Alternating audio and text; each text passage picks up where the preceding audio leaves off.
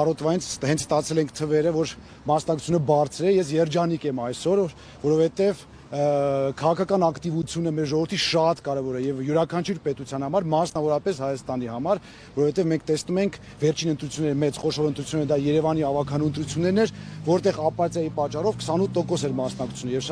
շատ հիասթափեցնող էր։ Եվ այսօր մենք տեսնում ենք ժողովուրդը արթնացել է, զգում է, որ ինքն է որոշում, թե ուր պետք է գնա Հայաստանը, ինչպիսի Հայաստան պետք է լինի, եւ սա ինձ համար իսկապես շատ երջանիկ փաստ է։ Պարոն Մարության, դուք ինչ որ ընտրախախտումների վերաբերյալ հազանգեր ստացել եք եւ նաեւ ասացիք բարձր մասնակցությունը, սա ենթադրում է, որ ավելի շատ ընդդիմությունը հնարավորություն կունենա ձայներ ստանալ, թե այդ բարձր մասնակցությունը այնուամենայնիվ իշխանությանն էլ է ձեռնտու։ Բարձր մասնակցությունը այսպես թե այնպես լավ է, որովհետեւ ավելի շատ մարդիկ են մտածում պետության մասին եւ մտածում են ինչպիսին պետք է լինի վաղը Հայաստանը։ Սա այսպես թե այնպես կարեւոր է։ Ես կարծում եմ հաշվի առնելով փորձը երկար տարիների, որ դա ընդդիմության հենց ձայներն են, որովհետեւ իշխանությունը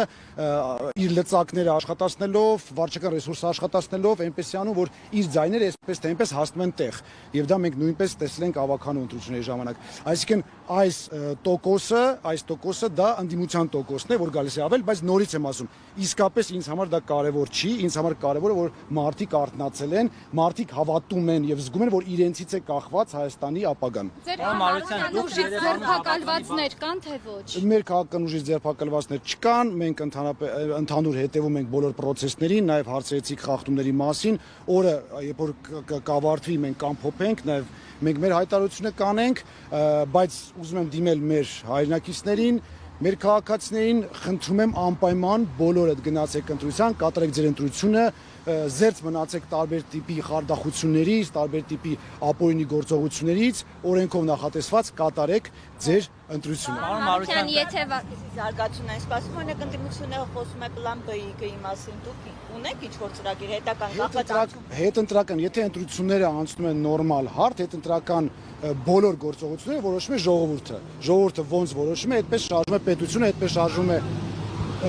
եւ ընդդիմությունը, եւ իշխանությունը, եւ բոլոր քաղաքական ուժերը։ Օրինակ ընտրությունները անցել են նորմալ, իշխանությունը վերընտրվել է։ Եթե խախտումներ չկան, եթե ժողովուրդը կատարում է ընտրություն, մենք պետք է բնականաբար ժողովրդի ընտրությունը հարգենք այսպես թե այնպես։ Հաղթի իշխանությունները, հաղթի ընդդիմությունը, ինչ լինում է ժողովրդի ընտրությամբ, ժողովրդի որոշումով, մեզ համար դա բնականաբար օրենք է։ Դուք Երևանում բավականին բարձր ցուցանիշ ապահովեցիք, այսինքն լավ արդյունք գրանցեցիք եւ բավականին կազմ ունեցաք։ Ինչ է կարծում, այդ ամեն ինչը կպրոյեկտվի այս համապետական ընտրություններում եւ դուք կունենաք մոտավորապես նույն ցուցանիշները, նույն պատկերը, ինչ որ